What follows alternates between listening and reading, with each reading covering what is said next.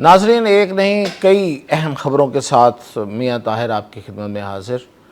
تو سب سے پہلے تو ہم دیکھتے ہیں کہ بنگلہ دیش میں جو آذربائیجان کے طیارے اترے ہیں ان میں کیا ہے۔ دوسرا یہ کہ بنگلہ دیش والے جو ہیں، ہمارے بنگالی بھائی جو ہیں، وہ کسی بدلے کی آگ میں جل رہے ہیں۔ وہ کون سا بدلہ ہے اور وہ کس سے لینا چاہتے ہیں؟ اور پھر یہ بھی بات کریں گے ہم کہ مذاکرات بھی چل رہے ہیں استنبول میں اور سرحد پہ گولہ باری بھی ہے۔ تو یہ کس چیز کی علامت ہے؟ کیا پیغام ہے یہ؟ تاجکستان نے کیا فیصلہ کیا ہے؟ تاجکستان نے کوئی بڑا فیصلہ کر لیا ہے، اور تاجکستان ہم سے دور صحیح، لیکن اس کا یہ فیصلہ ہم سے دور نہیں ہے۔ یہ کوئی بڑا فیصلہ ہے۔ ان سب خبروں کے ساتھ ان کی تفصیلات آپ کو بتاتا ہوں۔ تو سب سے پہلے تو بنگلہ دیش میں آذربائیجان کے طیارے اترے، آذربائیجان سے آنے والے طیارے اترے، دونوں فکروں میں فرق ہے۔ تو جب وہ وہاں پہ اترے ہیں، انڈیا میں ہاہاکار مچ گئی۔ انڈیا میں بہت طوفان ہے اس وقت، اور وہ انڈین جو سوشل میڈیا اکاؤنٹس ہیں وہ آگ اگل رہے ہیں بنگلہ دیش کے خلاف۔ اور کیا رہے ہیں؟ وہ یہ کہہ رہے ہیں کہ یہ جو طیارے آذربائیجان سے آئے ہیں، یہ دراصل آذربائیجان سے نہیں آئے۔ اچھا جی، اب پھر وہ کہاں سے آئے ہیں؟ بھئی ان کی ڈیسٹینیشن جو ہے وہ آذربائیجان سے وہ فلائی کیے، بنگلہ دیش میں اترے، تو پھر کہاں سے آئے؟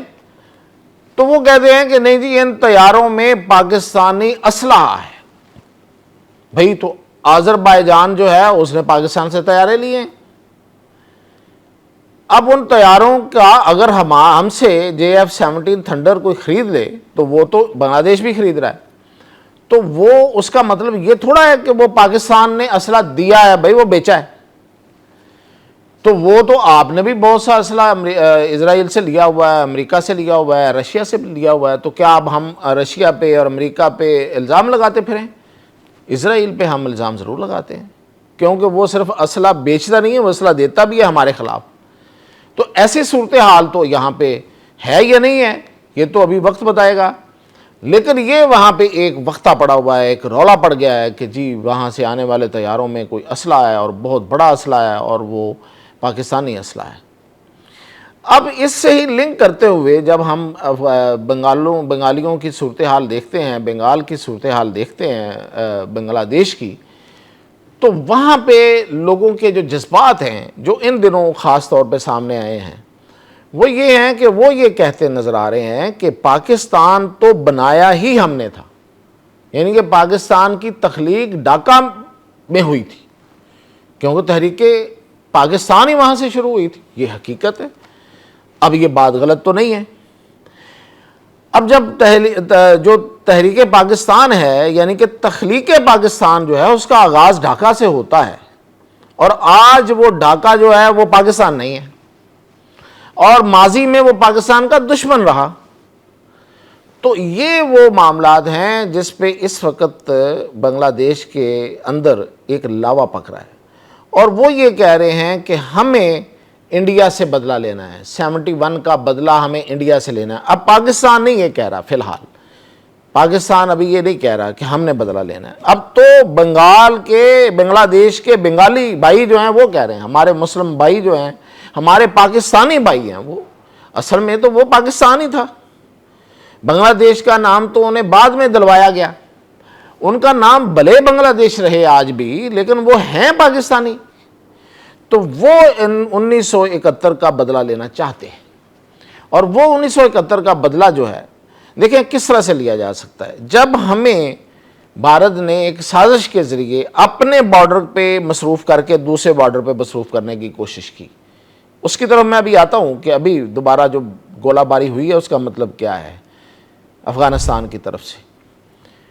تو پھر پاکستان بھی تو جواباً کچھ کرے گا، تو پاکستان نے پھر اس کو بنگلہ دیش پر مصروف کر دیا ہے۔ اب یہ پاکستان کی تو ایک اسٹریٹجک موو ہے، اور جس سے بھارت میں اس وقت بھارت کے لیے شاید یہ انہوں نے کبھی سوچا نہیں تھا کہ پاکستان یہ موو بھی چل سکتا ہے، اور ہمیں یہ دن بھی دیکھنے پڑ سکتے ہیں کہ ہمیں بنگلہ دیش پہ جا کے ان سے خطرہ محسوس کریں گے، کیونکہ دو چیزیں تھیں۔ ایک تو بنگلہ دیش ان کا دوست تھا، حسینہ واجد اور اس کی پارٹی، اور وہ مجیب الرحمان سے لے کے شیخ مجیب الرحمان سے لے کے اس کی بیٹی نے جو وہاں پہ بیج بوئے ہیں، اور جس طرح سے اس نے پاکستانی دشمنی کو وہاں پہ اتنا پکا کر دیا تھا کہ شاید یہ لگ رہا تھا کہ رہتی دنیا تک یہ ہماری دشمنی رہے گی.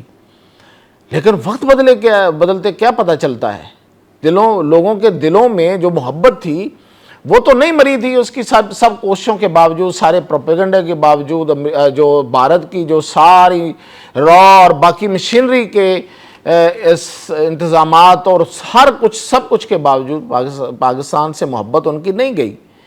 اور پھر وہ سب نے دیکھ لیا کہ اب وہ لوگ جو ہیں وہ پاکستان سے محبت کی اس حد تک بات کرتے ہیں کہ وہ تخلیق پاکستان کا صحیح طور پہ واقعتاً حقیقت میں وہ دعویٰ کر رہے ہیں.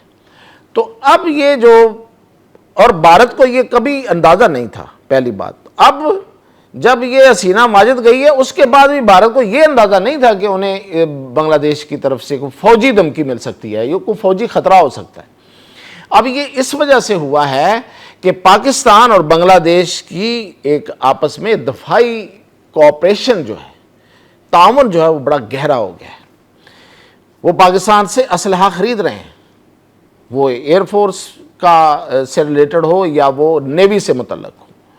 اور پھر ان کے جو پے در پے دورے ہیں وہاں کی افواج کے سربراہان کے، وہ یہ بتاتے ہیں کہ ہم کس حد تک آگے جا چکے ہیں. اور پھر ہماری جو chairman joint chief of staff committee and باقی جو فوجی وفد وہاں پہ آتے ہیں اور جاتے ہیں.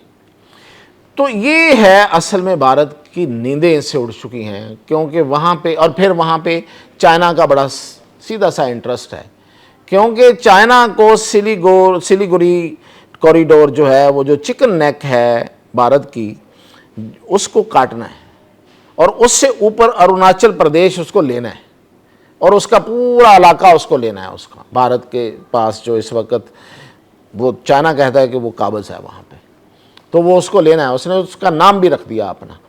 اور اس طرف جو بنگلہ دیش ہے وہ مغربی بنگال کا اور بہار کا اور آسام کا، بہار سے بھی پہلے آسام کا دعوے دار ہے. اور آسام والے بھی بنگلہ دیش کے ساتھ ملنا چاہتے ہیں، بھارت کے ساتھ چھوڑنا چاہتے ہیں، اس سے آزادی چاہتے ہیں. تو یہ مشترکات ہیں، یہ مشترکہ مفادات ہیں. تو اس کی وجہ سے پھر اب وہاں پہ انڈیا کو لینے کے دینے پڑ رہے ہیں، اور بنگالی جو ہیں وہ بدلے کی آگ میں جل رہے ہیں اور وہ 1971 کا بدلہ لینا چاہتے ہیں. اب یہ وقت کب آئے گا، یہ اس کے لیے تھوڑا انتظار کرنا پڑے گا، کیونکہ بی جے پی کا چراغ جو ہے وہ اب ٹمٹما رہا ہے. جب بی جے پی کا چراغ ٹمٹما رہا ہے تو مودی بھی فارغ، تو پھر اس کے بعد جو اصل کھیل ہے وہ شروع ہوگا. اور یہ جو کھیل ہے اس کے نتیجے میں بھارت کو اپنے بہت سے حصوں سے ہاتھ دھونا پڑے گا. اب اگلی خبر یہ ہے کہ یہ جو تاجکستان نے بھارت کو وہاں سے بے دخل کیا ہے، تاجکستان میں یہ ایک واحد، میں نے پہلے ویسے آپ کو خبر دے چکا ہوں کہ تاجکستان میں بھارت نے ایک ایئر بیس بنائی تھی، اور یہ واحد ایئر بیس انڈیا کی ملک سے باہر تھی، ان کے اپنے ملک سے باہر. اور اس پہ اس کو بڑا مان بھی تھا، تران بھی تھا کہ ہم کچھ پاور بننے جا رہے ہیں، شاید کہ ہم ملک سے باہر جا کے بھی ایئر بیسز آپریٹ کرتے ہیں. تاجکستان نے ان کو اٹھا بگایا ہے اور وہ اپنی ایئر بیس واپس لے لی. اس کی ایک ہی وجہ ہے، وہ وجہ یہ ہے کہ تاجکستان جو ہے وہ اس نے بھی فیصلہ کر لیا ہے کہ اب یہ جو اس کے نزدیکی ملک جس کا نام افغانستان ہے، آپ کو پتہ ہونا چاہیے کہ پاکستان کے ساتھ ان کے پنگے ہیں، لیکن ایٹ دا سیم ٹائم ان کے ازبکستان اور تاجکستان کے ساتھ بھی پنگے ہیں، کیونکہ انہی افغان طالبان نے تاجکستان کے اور ازبکستان کے جو انتہا پسند لوگ ہیں ان کو یہاں پناہ دے رکھی ہے، جس طرح ہمارے ٹی ٹی پی والوں کو اس نے دے رکھی ہے.